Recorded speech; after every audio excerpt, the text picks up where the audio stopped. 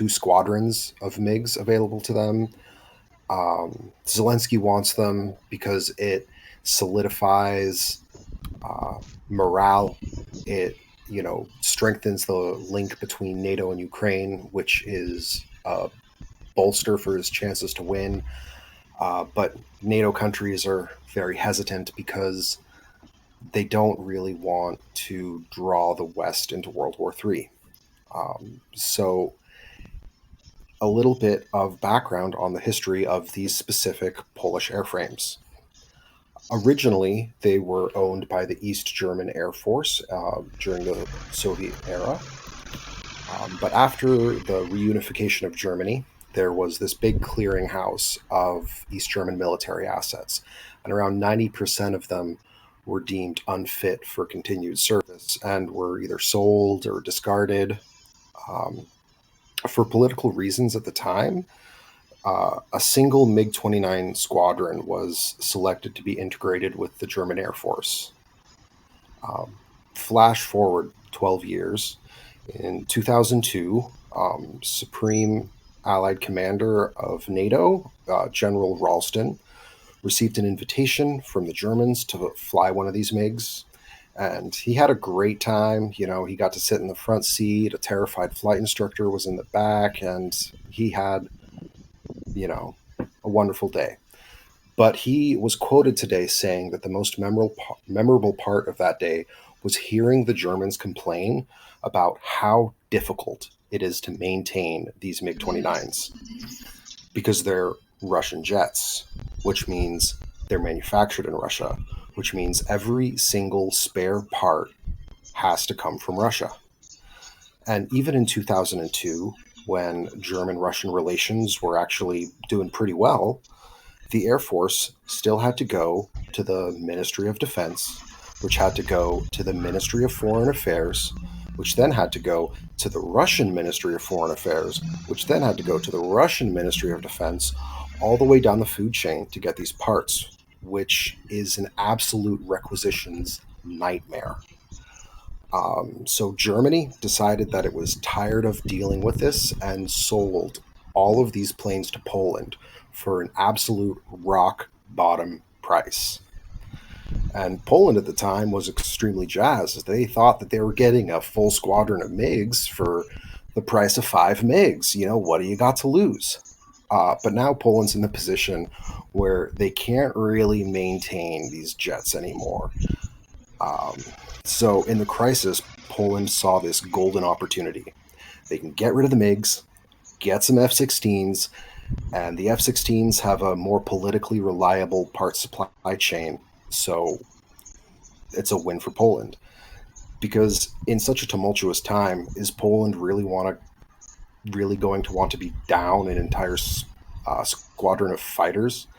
No, that doesn't make a whole lot of sense for them. But if they can get rid of a bunch of bum fighters and replace them with solid fighters, then, that's a really good position for Poland to be in.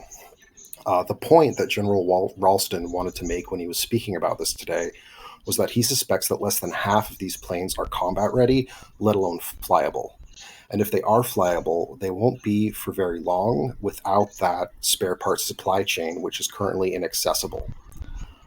There is a bit of a silver lining in this, though, and that's that these planes are a source of spare parts that are currently inaccessible for the Ukrainian Air Force. And if they were to be disassembled, put into trucks, and shipped across the border, then the Ukrainian Air Force will have a temporary source of the materials that it needs to support its current fleet of MiGs.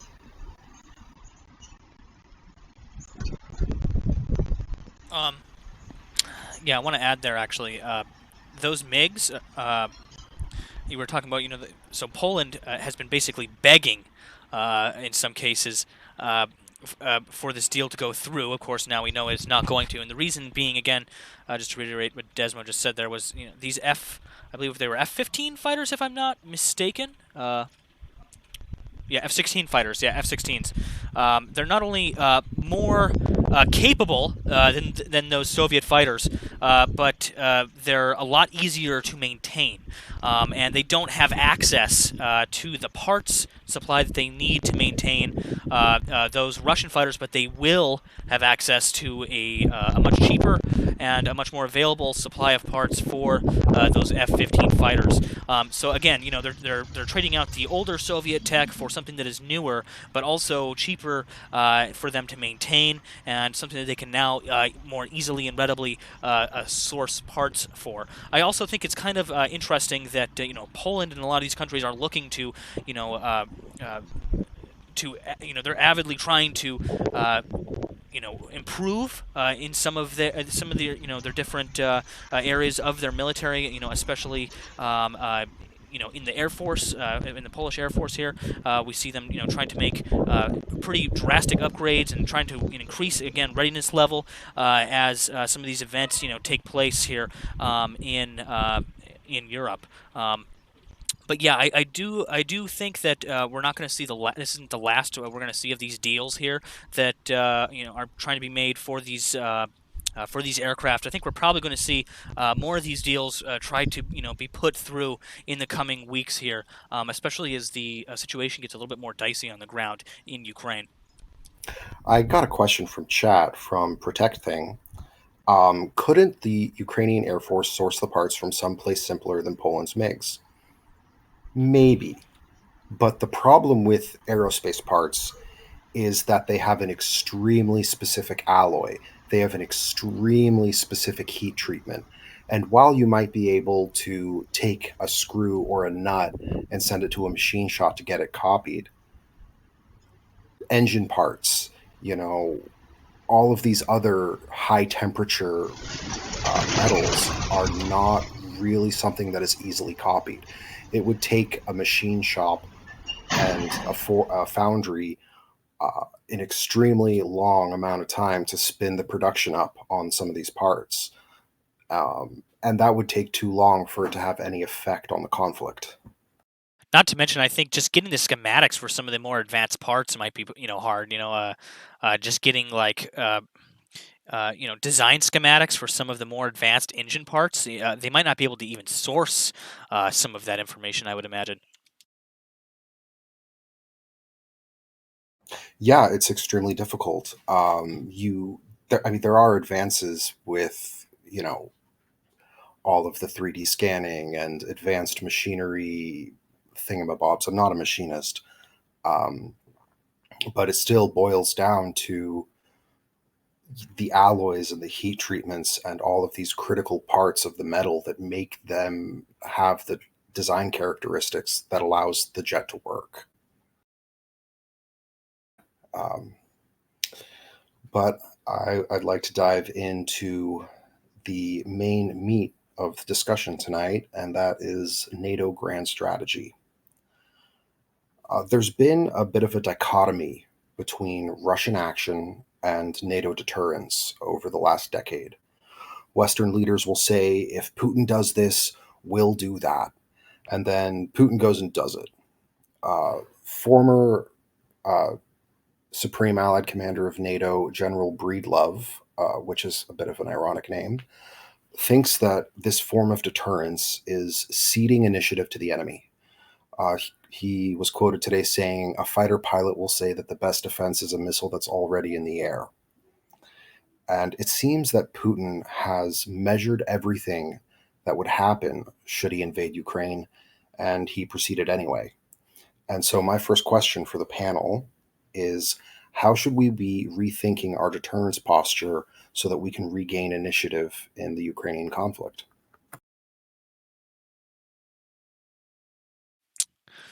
Well, I mean, I do think there's going to be kind of a shift now that we're going to see from NATO and NATO partners as not only Russia, but China and a lot of, I mean, the other, not only BRICS states, but a lot of countries in the Middle East. Of course, you have North Korea as well, as their posture begins to get a little bit more aggressive. I think we're definitely going to see a shift in some of the actions and some kind of the behaviors that we're seeing from NATO and the partner countries, the NATO partner countries.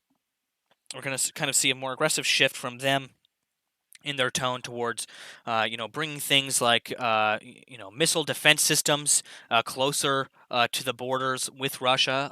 We're going to see things like an increasing, like an increased amount of NATO personnel on the ground in the countries closest to Russian borders. Okay, and I think as we see kind of that occur, we're also going to see kind of a tit for tat reaction from Russia as well.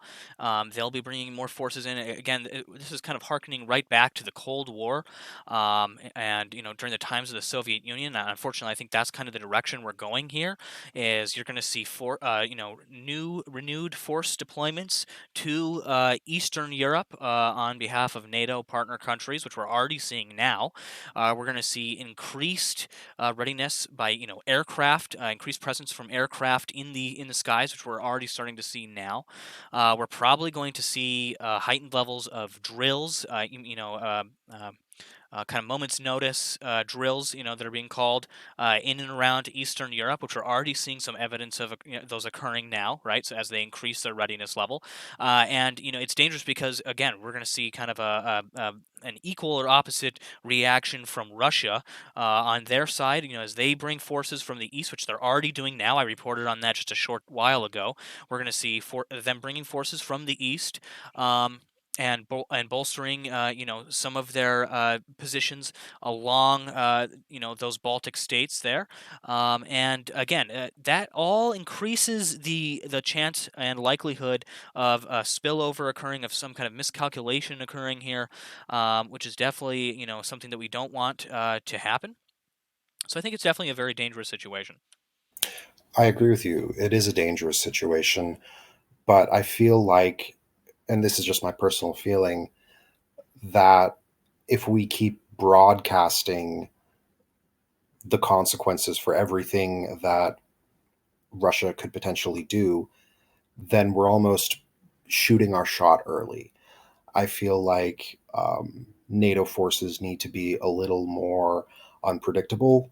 I feel like we need to take actions that we don't broadcast to the entire world before they're even in the works.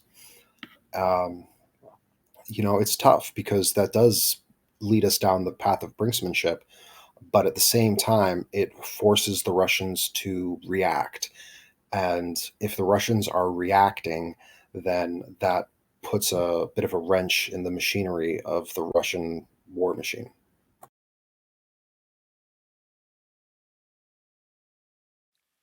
Would anybody else from the panel here like to give some insight? I know there's some other people here with the voice rank. Would any of you guys like to chime in on this here?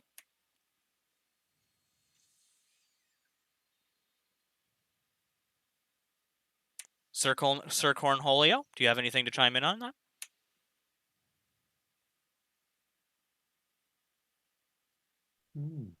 Nothing at all. Nothing at all. Well, I mean, I do agree that that NATO definitely needs to, I guess you said, kind of be a little bit more unpredictable. Um, uh, I've noticed kind of a pattern of them. Again, as you kind of said, they make their actions known ahead of time. Again, they kind of have to be cohesive in that sense.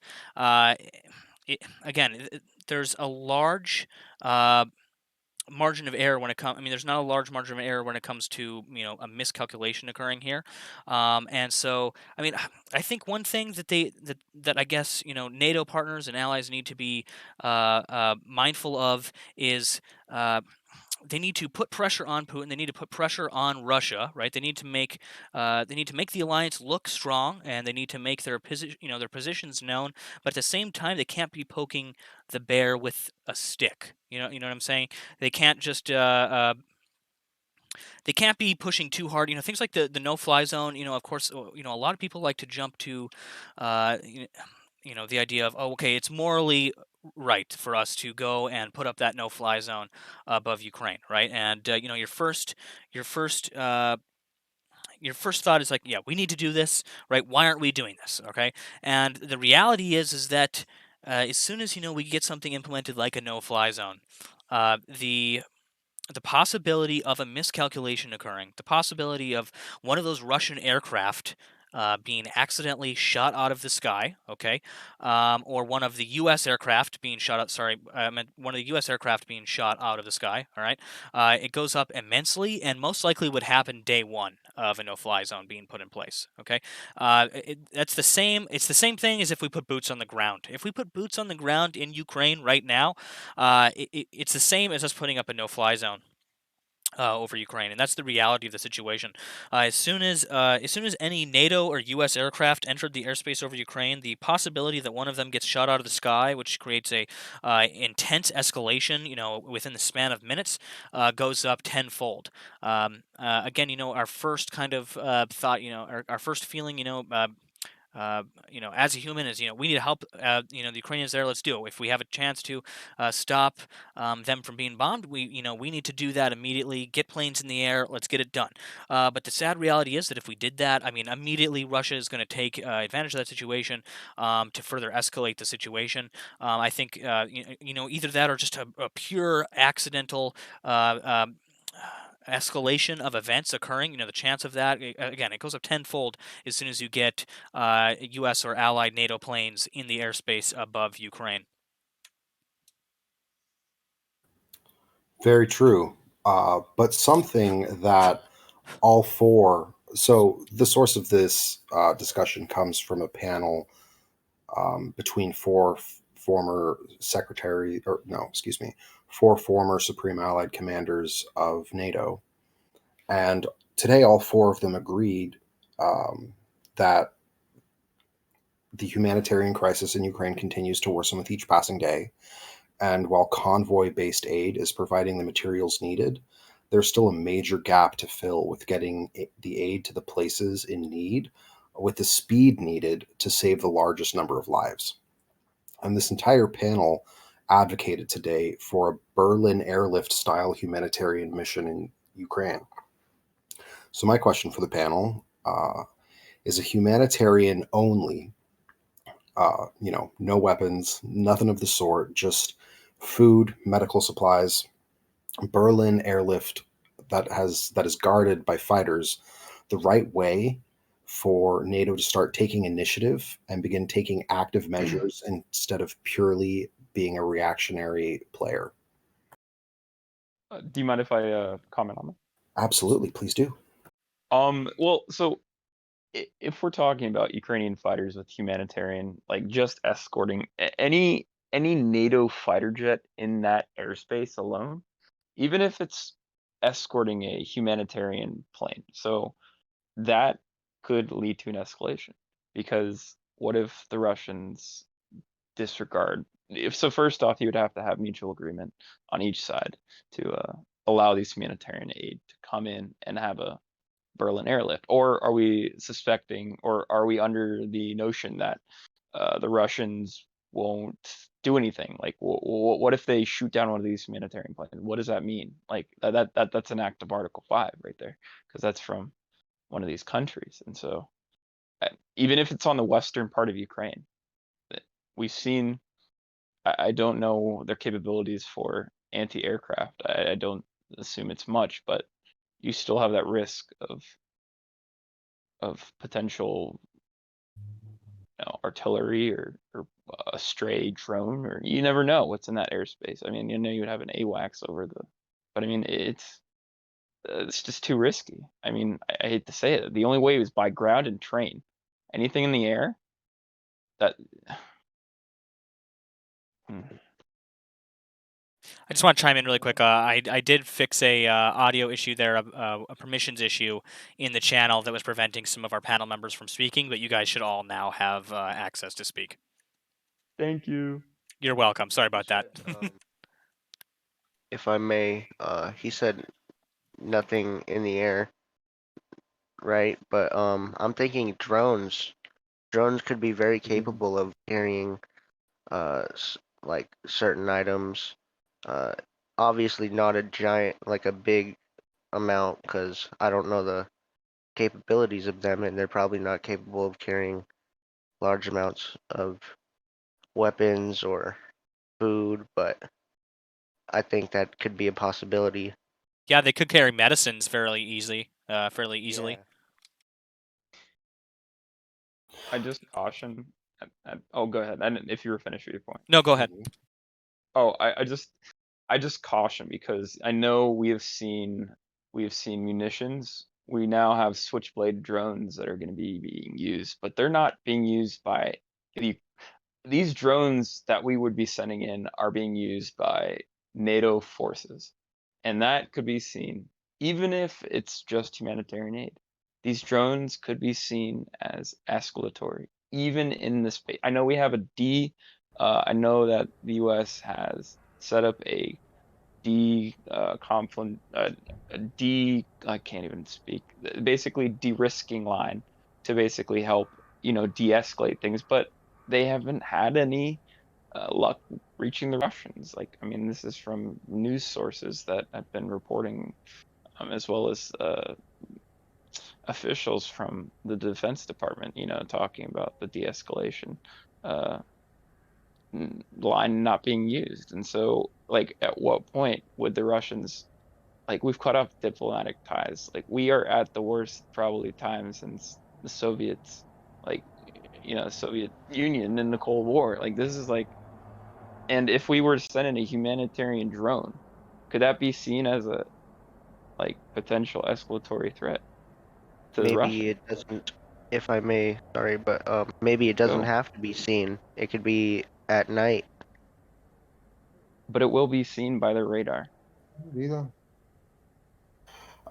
You guys make a good points, but what these, former NATO commanders were saying was, send some C-17s in 50 miles outside of Kiev with F-16s around them.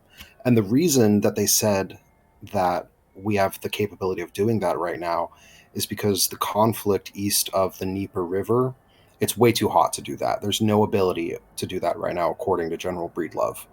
And the conflict in the West is starting to heat up. And these generals were of the opinion that if we don't make a move of this sort now, the window of opportunity on that is going to close. Um, what do you guys think about that? Are you talking for the no-fly zone? No, No, they're not talking the about no fly humanitarian. zone. They were discussing establishing a limited time based no fly zone attached specifically to this humanitarian air convoy. Right, to get people out. Yeah. So, I mean, I definitely think that's a possibility, but without complete and utter cooperation on behalf of the Russians, I don't see an operation like that happening whatsoever. I mean, if it did, as I said, as soon as, I mean, so like if it happened without full cooperation from the Russians, as soon as those U.S. aircraft are in the airspace above Ukraine, they're probably going to be fired upon uh, by the Russian forces that are on the ground there. If not, there's always a possibility. There could be a miscalculation by Ukrainian anti-air forces that are on the ground. So there would have to be full cooperation with the Russians and with the Ukrainian military in real time. They wouldn't have a very long window because the longer you go, the higher the risk becomes. Of one of these aircraft being shot down.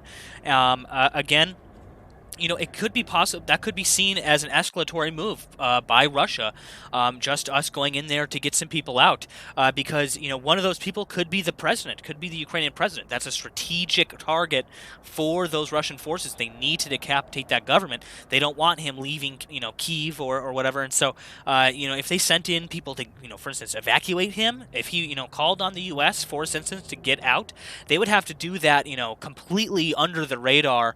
It wouldn't be something that they would have to, would be able to announce. If they were going in to get people out, that would be a totally different ball game. Of course, that would again need full cooperation from the Russians and from the Ukrainian military as well. It would be an immense logistical effort to do anything of that caliber. I mean, I think we could see something like that, but I think the possibility of any type of limited air defense zone being set up is probably next to none, unless there was a major escalation of some kind. I mean, So, I totally. Oh, go ahead. no, you go ahead.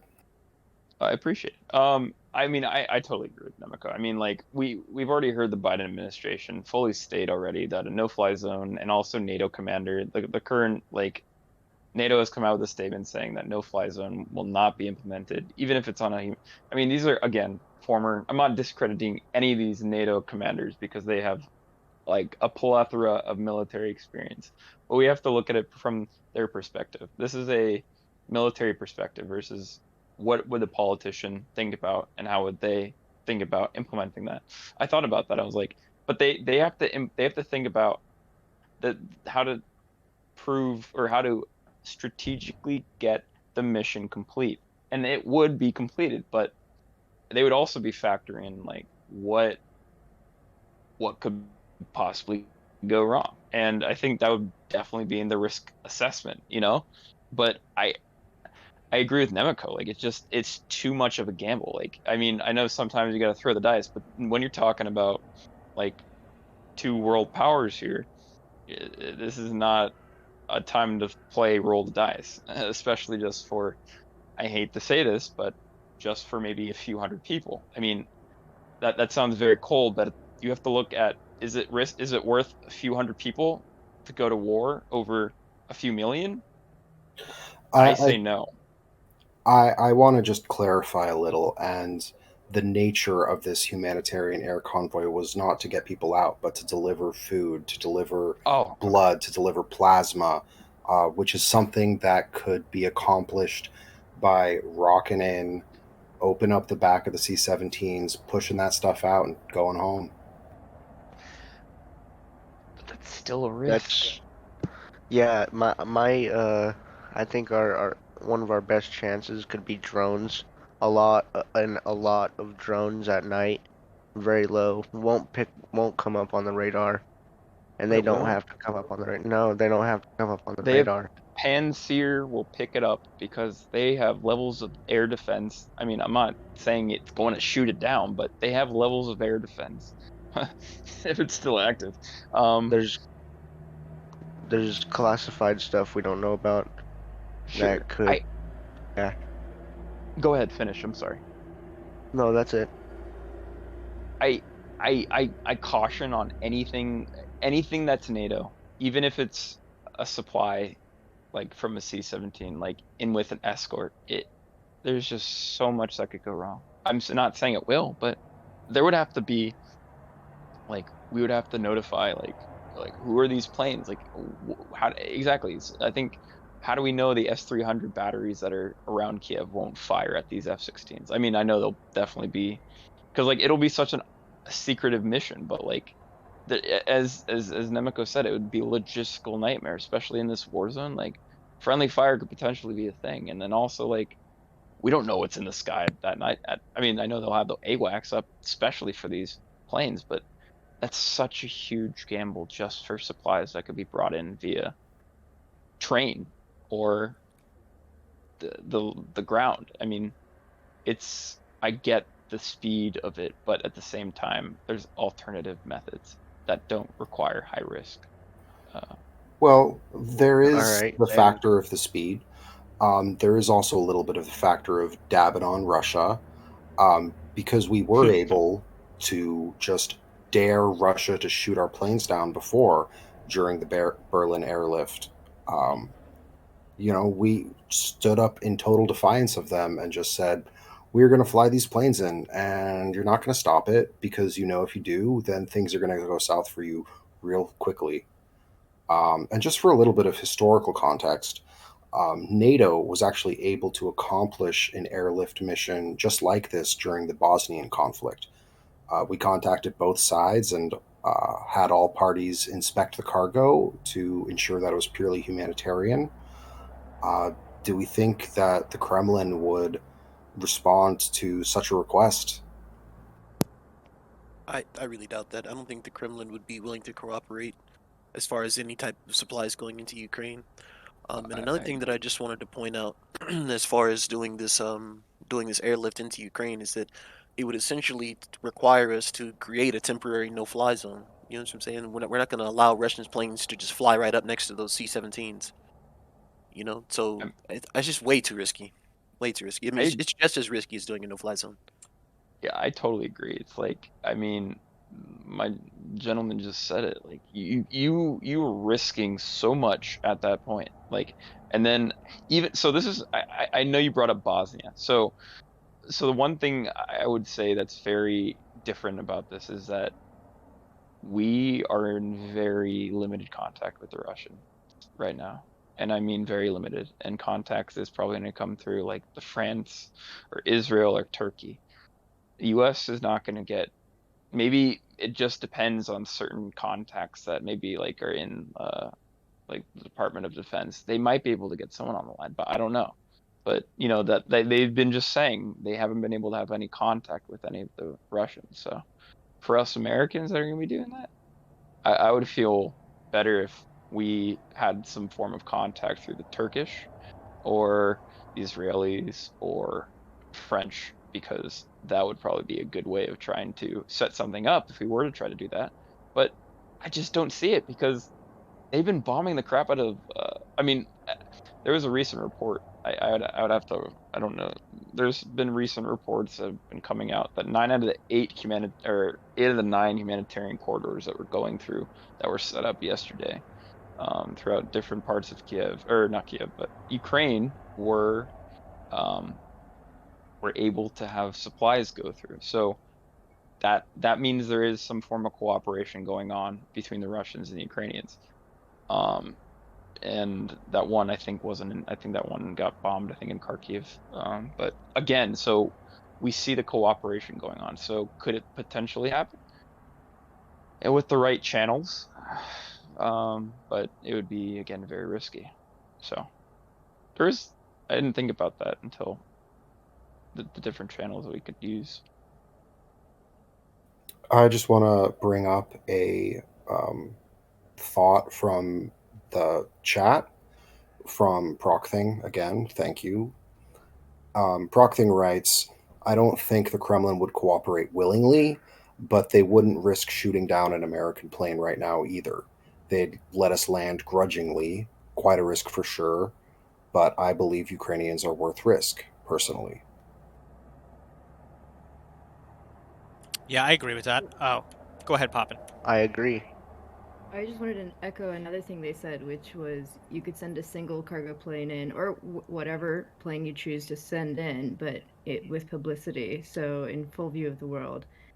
And then they say, dare Russia to shoot them down, which is, I think, another really great idea is Russia doesn't necessarily need to agree with us that we can do a humanitarian airlift, or airdrop more so, but having the whole world know about it makes it a lot harder for them to deny it if they do shoot it. I think it could additionally also open up a door for Russia to try to create a narrative that even if we did this drop, perhaps the US did something else inside of Ukraine. And we've seen evidence of them trying to create false flag events to, I don't know, kind of justify their actions. And I think knowing that we were there, even if it is just for this humanitarian drop, they could say, well, you also did this, and now we have to face the repercussions of what they're going to lay claim to. Excuse me, may I add to? Yeah, I think on Russia debate? seems more concerned right now about proving things to their own people opposed to proving things to the rest of the world, and that's where things get a little bit dicey in terms of predicting what their response might be to any given action. May I add to the response of the statement of be it Turkey or Israel or any other go-between? Given the rhetoric and the statements from the Chinese UN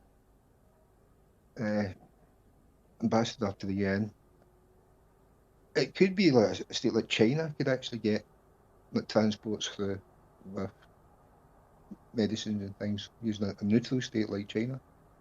They could possibly go between, but that's only my head given the rhetoric that China was stating about the humanitarian aid needed in Ukraine yesterday.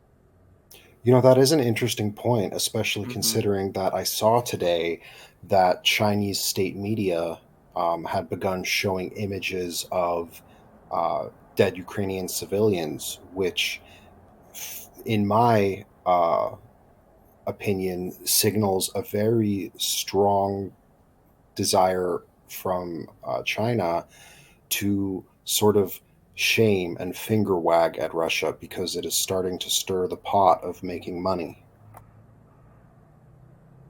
I agree. You know, when he mentioned that Russia could be the go-between, or excuse me, China could be the go-between, I think it would be a huge, it would be interesting because if we went to China, then it would give them a lot of political power, or I would say points, you know, on the stage because it'd be like, oh, well, look at us for moderate, like you went to us to help Yeah, your moderate. problem. Hmm,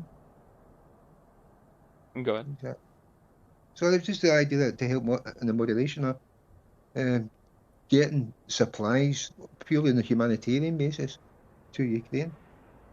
After the statements, as I say, that's where my head went yesterday when I was listening to the Chinese delegate. That was literally like, hopefully they come more towards the, shall we say, the West rather than the Eastern viewpoint through Russia and India. But I think there it would needs be a to be a very halt. There needs to be a halt to it, and the humanitarian aid well. Does brings ceasefires. it does it have to be like a military drop? Can it be like a Red Cross or something like that? Red I Crescent, mean, yeah. Chinese I Red mean, you have Cross, to, yeah. well, so I mean, we'd have to put like I mean, any cargo plane is going to be used by the military. It's going to have to be a military aircraft. I mean, it might be a private, but I mean, even then, like, it, it's still like, even if it's the Chinese, like, you're still going over an active war zone, and so like, I have to realize like that even if it was the Chinese, even if the Russians were to inform their troops, which I don't think they would, they would inform their commanders, be like, "Hey, don't shoot down this freaking cargo plane." Like a lot That's could why go it's, wrong. A lot could go wrong, especially over an active war zone. yeah, well, if the Chinese delegation could maybe come some way in starting up a ceasefire before they try to fly in, that may aid in stopping the slaughter of innocent people. So I'm I, thinking ceasefire as quick as I, possible in the other guy. Sorry. I mean, even if like the Chinese have their motives for reasons, I mean, like we know I'm not saying that this would be for I mean this would be under the guise of humanitarian crisis as well, or under the guise of like, you know, we're going to deliver aid in the form of uh you know, could be cargo plane, could be by sea, just depends. But that would be a big kick in the face to Russia. I don't know, I don't think that would go down with Russia really well, because then it could be seen as them trying to help the West, which I think Vladimir Putin would not be having any of that. And I know Xi and Putin have had a long history. It's been good and bad, and if it falls into the interest of the Chinese to do humanitarian aid, then they'll do it. But then, at what cost to the Russians?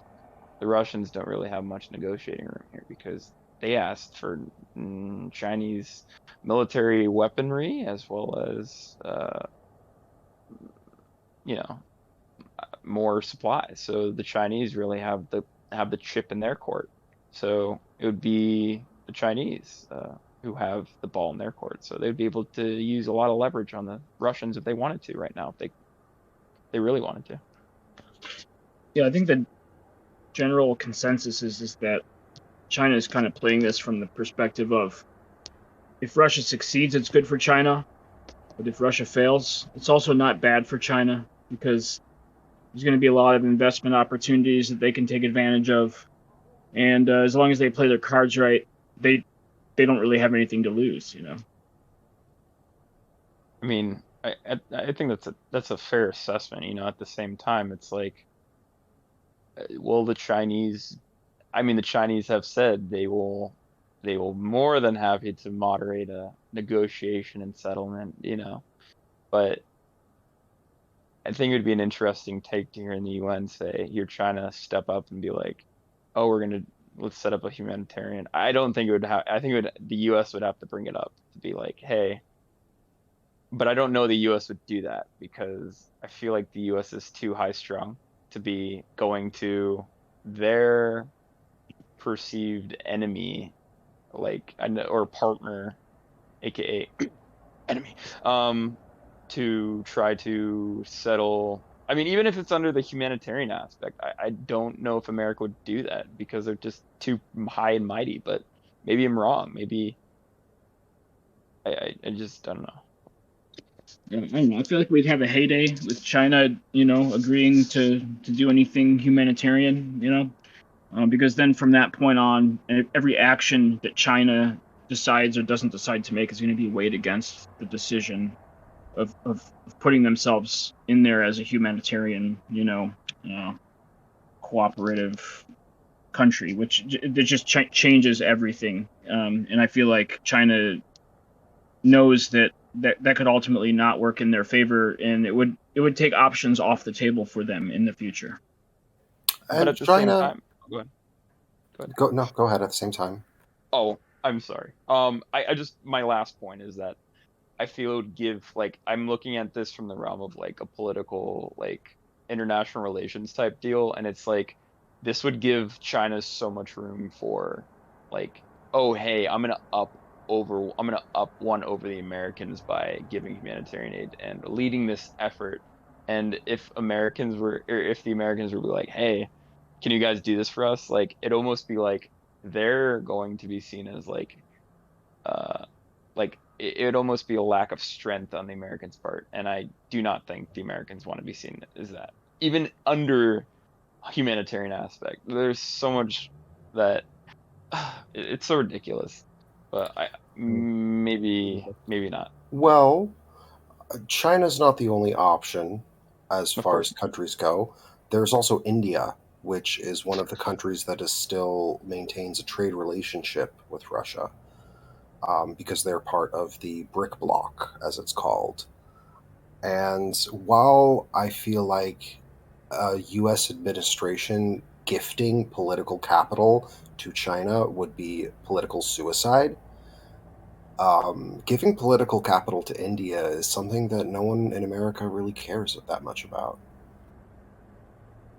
I have a question from one of the chats saying, if planes are not the answer, how do we strengthen the humanitarian aid flow in other ways? I mean, we're doing it right now. Trucks and Well, trains. absolutely. But there is this other side to the airlift that isn't 100% about delivering the humanitarian aid. It's about flexing on Russia, because we have been on the back foot throughout this entire process. Going back to 2014, we've been on the back foot. And as we've continued to stay on the back foot strategically, Russia has continued to push the limits. So there is the side of the coin that says that this is about delivering humanitarian aid, and there's the other side of the coin that says Russia needs to know that we don't fear them and that we're going to call their bluffs because they don't want to commit suicide. I mean, you're playing chicken at that point. You're like, are you gonna flinch or am I gonna flinch? That's more of a I mean, I understand the back foot, but at the same time, we're talking about, I don't want to bring up the conversation, but we're talking about two world powers that have a vast military arsenal, which can have very long strategic nuclear weapons and so playing chicken, even if it's just trying to up them with some type of airlift, that's no. I mean, I think Turkey. Vladimir Putin might like playing chicken a little bit, though. Well, that doesn't mean I don't think the American people would like that. Oh There's a no, difference. yeah, no doubt. That's what I'm getting at. Is that in a way that works, in his favor, Putin's. This would not be the first time that we've played chicken with Russia. We played chicken with them in the Berlin airlift. We played chicken with them with the Cuban Missile Crisis. And every single time that America has played chicken with Russia, Russia has folded. But what if they don't fold? If they don't Exactly. fold, we're taking not just America but the entire world down a very dangerous path. Yeah, that's the thing about chicken, and that's the thing about Putin. I mean, I love some chicken, but not this type of chicken, man. I think another thing that we need to realize about China is, I mean, and with this situation here that's happening in Ukraine, uh, if the Russians get away with what they're getting away with here in Ukraine, if they successfully topple the government in Ukraine and they get their way in the end, it's going to make the likelihood of China moving on Taiwan increase 100%, in my opinion. I think that's definitely a valid opinion. I'm not sure, like, how, like, I think to a degree it also is an opinion that's backed up by fact, where the earliest states from the Chinese, like, governments and officials was kind of along the lines of, we're gonna wait and see what happens in terms of, like, condemning this or not. Um, but with Taiwan, they're, like, particularly, like, their role in manufacturing electronic equipments is, like, so integral to the global economy that, like, any sort of intervention in that area would result in, like, complete economic, like, like, not disaster necessarily, but, like, supply lines would be messed up. And the strategic move away from dependence on Taiwan for particularly semiconductor manufacturing is occurring now. You can see that with Intel investing a lot in the United States, but that's a multi-year process. Do you think that shift? To the states for that chip manufacturing puts Taiwan at increased risk of invasion from China? Possibly. It's a really hard call to make because with China, they really are, like, really the only global economy the United States, like, can't seem to bend to its will, and that's, like, there's sort of a mutually assured destruction in between the United States and Chinese economies at this point, where if either one stops trading with the other, there's these major, like, ramifications, and that was seen with the trade war with Trump and China, and that was a much more limited example of what could possibly happen. Yeah, I absolutely agree with that, 100%. You have to also take into account that Taiwan is a massive part of China's economy. And so let's say that the Taiwanese stop producing chips. So that's a blow to not only the Chinese economy, but that's a world economy, as you have already stated. So the Chinese would have to weigh the economic blowback from their invasion. And it's just a matter of time before it happens. But I think that, as you said, Intel's investing like billions of dollars into these new chip plants, as well as I think Taiwan itself is looking into certain areas, like different chip plants. But that's years away, man. So maybe in the next, we don't know what China's going to be doing in the next 5 years. All we know is that they're building up their military, and just like we have, to basically have their hegemon in their area and have a world economic global powerhouse. But I just don't think in the current status, like in the current situation right now, I don't think China is going to invade Taiwan, because it wouldn't make much sense to China. They haven't established the Belt and Road Initiative, and they haven't built up their economy to where they want it to be. So I mean, it's like, it just would be such a foolhardy move on their part. So yeah, not the only prediction I've heard about China going for Taiwan that I kind of can understand is that it might take place in the next 2 to 4 years, for a lot of political reasons in terms of the U.S. Presidential elections, things like that. And like you said, the current state of things in China doesn't really make a lot of sense for that. But yeah, if it does happen, I mean, to be fair, China has said it will happen. It's just a matter of time. If it happens anytime soon, I think it'll be at least a few years out. I think it's much longer than a few years. I think we're looking, I mean, I agree that the Chinese retaking Taiwan is probably an eventuality, but the time scale on that is a long time, because Taiwan is a cash cow for China right now. They are importing so much so many Taiwanese chips in order to turn them into finished products to export to the West that risking the destruction of those fabs is too large a risk for the Chinese economy. I think what we're going to see is a decades long push by China to establish fabrication plants that are of a similar capability to Taiwan. I mean, China does export silicon and they do fabricate their own silicon, but the products that the Chinese fabs are able to make are nothing in comparison to TSMC, right? The TSMC is making AMD chips, TSMC is making NVIDIA chips, right? The Chinese do not have that capability, and until they do, they can't move.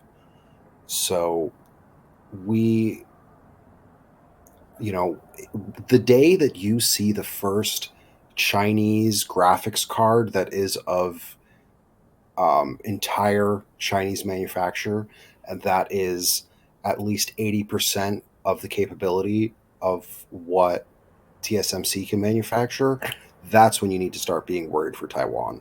But until then, I feel like Taiwan is safe. I agree. I mean, that makes a lot of sense. I mean, you have to think about like the amount of the years it's going to take, like it, because I think COVID-19 woke a lot of people up, especially around the world. Like they are seeing the crisis of supply chain, and the possibilities of this happening again is very likely. And so, unfortunately, we're starting these initiatives. Well, it's not unfortunate, but it's just the reality that if you do not have your own supply of chip manufacturing in your own country, you will be left behind. And that is what China has seen. It has seen that for us to stop having dependency on the Taiwanese and, Indonesian, because like Indonesia is part of but mainly Taiwan, of course, for chip manufacturing. It needs to build, as he said, build these high quality plants, but those take years. Even like even in America, we have $11 billion Intel plant, but that's going to take years to build. So it's going to be some time. I agree with And that. What you said. it's not just the construction of the fabs themselves. It's building the human resources within China to engineer their own silicon down to the, I don't know, 5 nanometer scale that we're currently seeing. I don't think China really has um, the ability to do that at scale. I mean, they probably have that ability in their, micro research fabs that they're using to gain quantum supremacy, but they don't have the ability to do that at any scale. I think it'll be, I mean, so I think we have to take into account that the Chinese population is decreasing at a very rapid rate because of their one-child policy. For them to implement a uh, large population to basically be in this, as you said, you'd have to train up. You'd have to train on top of the human resources that is involved with that to train up this working force, and they have to be at a level of high proficiency in certain aspects of and I think the Chinese have that, but that's again, that means you need a higher uh, higher birth rate in your country, which is declining at a very rapid rate. So it'll be very interesting to see if they'll be able to man the factories that they're wanting to build, especially with the world's current dependence on factories that it already has, and we'll be seeing a decrease in birth rate. So it's a very big part of that as well, which I don't think people are thinking about. But it'll be interesting to see how the next 5 to 10 years are going to be very affecting on the population and Chinese economy as a whole. I'd like to pull this a little bit back towards Ukraine. We've been seeing Russian attacks near the Polish border, right? We've been hearing recently Russians heavily indicating that they're willing to strike more targets in Western Ukraine. And this goes back to what we were talking about earlier with, Article 5. how concerned should we be that the steady stream of weapons and individuals moving across this border could lead to a strike that would escalate the situation? I think we need to be 110% concerned right now with this situation that's occurring here on the western border of Ukraine. In fact, on the map here, I'll pull it up for you guys right now. 23 minutes ago, while we were giving this talk right here, a statement here from Lviv's mayor Sadovy says Russian missile strike destroyed the Lviv state aircraft repair plant. So there's an aircraft repair factory there, a plant in Lviv that was struck. Actually, I think the strike actually happened an hour or two ago, but they're now confirming that it was that aircraft plant that was struck there. 25 minutes ago, there was shelling targeting Kharkiv, which I think is notable there. But then again, 31 minutes ago, we got another report while this panel was ongoing that the Russian army has targeted more residential apartments, a residential apartment complex in Kiev this morning. There are currently rescue services on site, says the city authorities. Again, 33 minutes ago, they said the Ukrainian Air Force, right back to Lviv here, Russian forces have targeted the vicinity of the Lviv airport with 6 cruise missiles. Okay, fairly large munitions that they're using, and they are using them extremely close to the Polish border. Again, right back to what Desmo said, there are personnel, bringing these weapons across. There's contractors on the ground. There's most likely NATO personnel right there on the borders in some of these places. The possibility of a miscalculation causing a spillover conflict of some kind is extremely high here. And again, as they start to bombard these places in the more western region of Ukraine, that risk increases every mile that they get closer to the border with these attacks. Yeah, I think we should all be really careful about what we think Russia is willing to do. What they're capable of doing is another question in the long run. But what we've seen so far is that they're willing to do a lot of things that people have speculated that maybe they weren't willing to do. And as they move west, which they've been doing, and they all the signs are there that they're going to continue to move west. I'm not sure that Vladimir Putin himself is really that concerned if there is a spillover confrontation. It's up for argument, obviously, but I'm not really sure that he has those lines in the sand that we think exist. I think we have to look at it like this. I think that we see Putin as this very cold, not so calculated. I would say he's very calculated with what he does. I mean, he maybe didn't see this coming with the sanctions and so forth, so he's having to readjust some of his war plans.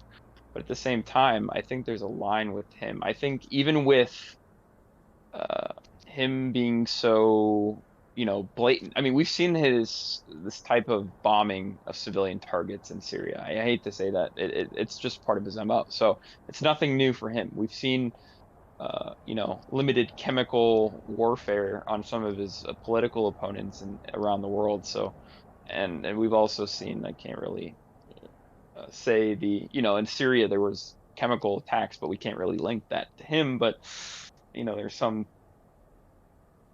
ground there. So we've seen what he's done in the past, and what is he willing to do? Nuclear is a totally another story, because that's mutually assured destruction right there. So I think that's one line I don't think he would cross, but you never know until the man does what he does. So, but going back to the idea of Poland, potential spillover, that would is very likely.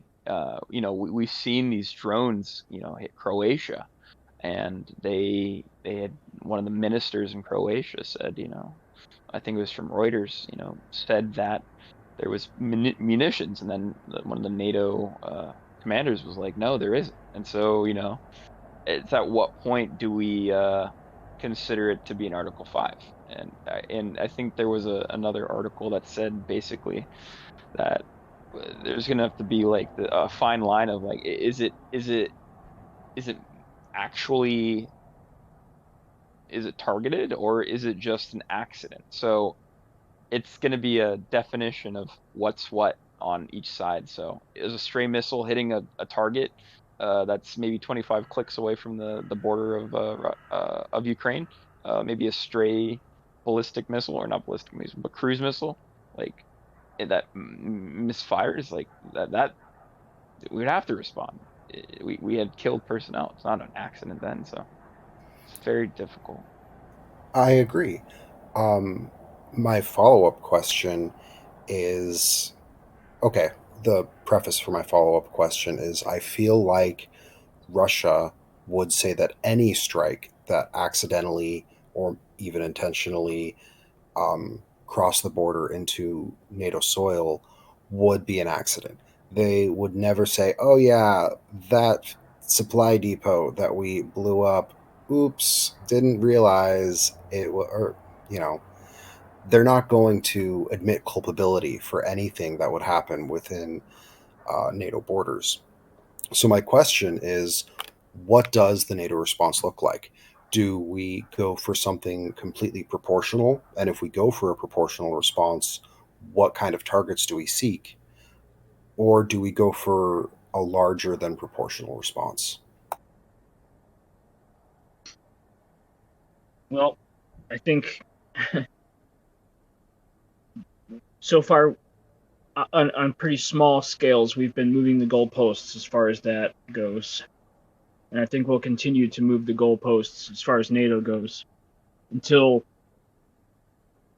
there's an incident that is of a large enough proportion that could reasonably result in a overly proportionate reaction.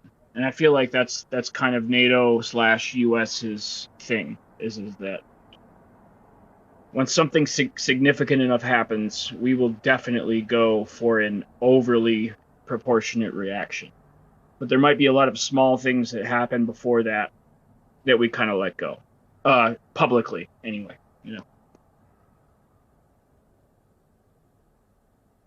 And that, I feel like, winds back to what General Breedlove was saying earlier today, that the moving of these goalposts is what gives Russia a tremendous advantage because it allows them to set the initiative and have the initiative and set the pace of this conflict.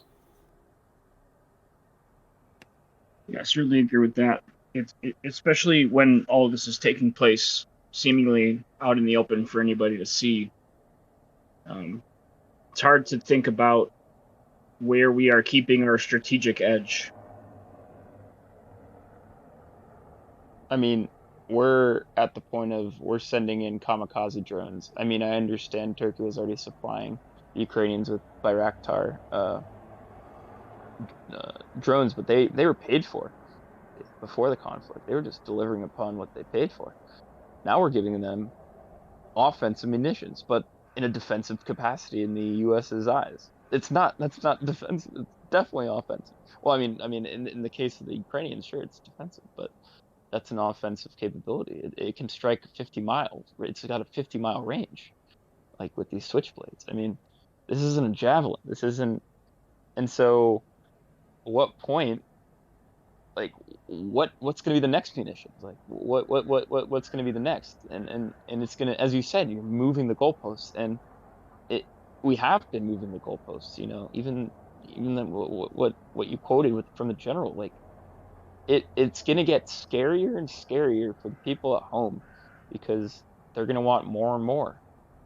It's just like with Ukraine. They want when you start giving there's an analogy. You start giving someone something, they're gonna want more and more and more and more until it's not good enough.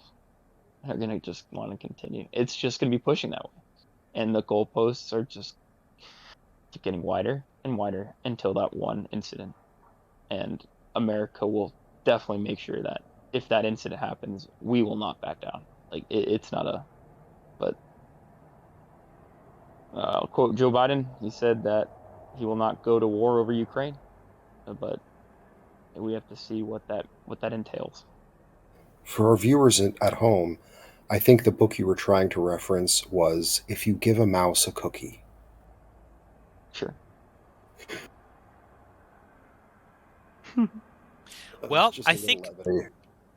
I think with that, it comes to our 1 hour mark. I think that about wraps it up. Desmo, did you have any more topics tonight, or? I had a couple follow-up questions, but nothing that can't wait for another night. Okay. I guess with that, we'll wrap up tonight's open panel discussion. At this time, anybody that was a part of the discussion, for any of our panel members that would like to introduce themselves or plug anything, now's the time to do so. There will also be a section beneath the video in the description when we upload this to YouTube, where we will have some links there. So if you guys have any links you would like to plug, you can send those over to me. Now at this time, though, if anybody would like to introduce themselves or share anything, now is the time to do that. Also, if you can recommend a book, it would be wonderful. Hey guys, it's Sir Cornholio. I just wanted to say thank you so much to NEMICO and the team and everyone that was on the panel tonight, because it's always a lot of fun talking about international relations, especially about the current topic going on in Ukraine, especially in different China. There's a lot of different resources out there that you could, if you guys really wanted some like really good defense analysts, you have the CIS, the Brookings Institute, and then also I think Congress Reports, which is like the U.S. government, but there's a lot of different resources out there for a lot of like defense analysis if you want to read through that, if you have time. But yeah. All right, thank you for that, Sir Cornholio. We always love to have you. Would anybody else like to go ahead? Sure. I'm Desmo. I lead the writing team here.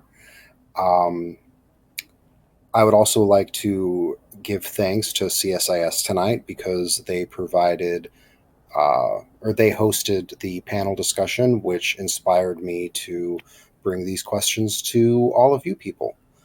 And I would like to recommend a book of mine, one of my favorites, that has a very long section about a very troublesome airlift that was in the works and then shot down politically, and then in the works again and shot down politically. The book is Operation Hotel California. It's about the clandestine war in Iraqi Kurdistan during the lead up to the Iraq War in 2003. That's awesome. I'll definitely, if you send over a link, I can put that in the description below the video. Would anybody else like to go ahead? Yeah, this is Erkme is my name on here. My actual name is Eric, but I don't have anything to plug per se. I will recommend a book that has literally absolutely nothing to do with war or anything. It's a book called House of Leaves, and I think everybody should read it.